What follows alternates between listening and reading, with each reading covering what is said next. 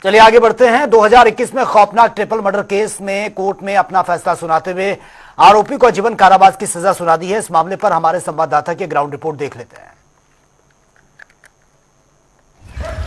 कानपुर देहात में 28 फरवरी सन 2021 में हुई एक खौफनाक घटना में माननीय न्यायालय ने फैसला सुनाया है। आरोपी को आजीवन कारावास सहित 5 लाख रुपए का अर्थदंड भी लगाया है। हमारे साथ बात करने के लिए एडीजीपी प्रदीप पांडे, हम उनसे बात करेंगे कि आखिर मामला क्या था, किस तरीके से उन्होंने पैरवी की जो पूरे मामले में सजा हुई है। सर, क्या मामला था और किस तरीके से आपने पैरवी की इस पूरे मामले में सजा दिलाने के लिए? अकबरपुर के पूर्व सभासद श्री जितेंद्र यादव के मकान में एक किराएदार रहती थी उषा प्रजापति, जो कि पुलिस में सिपाही थी। उसकी पत्नी, उसका पति अवनीश प्रजापति भी उसके साथ रहता था।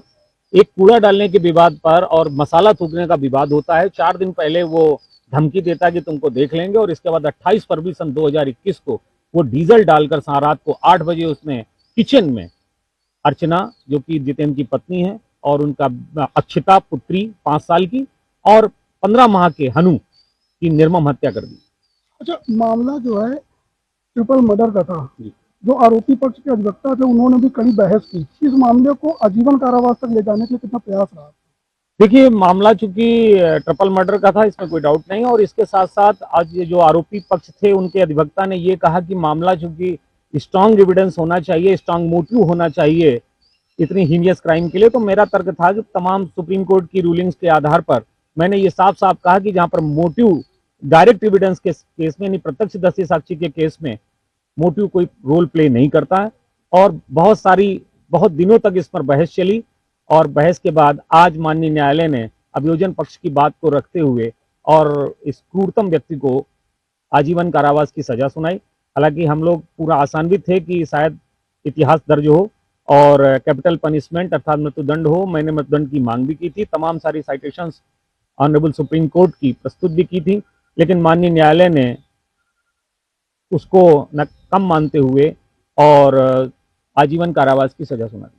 हमारे साथ बात करने के लिए पूरी इस घटना के जो पीड़ित हैं उनसे भी बात करेंगे। जितेंद्र जी, आज आरोपी को सजा हुई है, आजीवन कारावास हुआ है, कितना संतुष्ट? हम संतुष्ट हुए हैं, और श्री प्रदीप पांडे जी जो वर्तमान एडीजीपी हैं, उन्होंने बहुत जोर से मेहनत की और हमारा सहयोग भरपूर किया। अच्छा, इतनी बड़ी घटना हुई, इसके पीछे की वजह क्या थी? अगर मामला क्या हुआ था उस दिन? सर, केवल कूड़ा करकट को लेके विवाद हुआ था। उस दिन हम घर पर नहीं थे। उस दिन हमारे प्रभारी मंत्री आए हुए थे नगर विकास के। हम लोगों ने उस दिन सारे नगर को कंबल बांटे थे और डस्टबिन बांटा था। इसके बाद बिटिया को शाम को 7:30 बजे मामा के यहाँ से लेके आए थे, और उसको छोड़ा। हम लोग वहीं बाहर चबूतरे पे बैठे हुए थे। मोहल्ले के लोग यही कह रहे थे कि कार्यक्रम बहुत अच्छा किया। तब तक देखा कि चीखने चिल्लाने की आवाज़, तो इसको हमने छज्जे से भागते हुए देखा। उसमें जो है तभी पता चला कि इसने ये।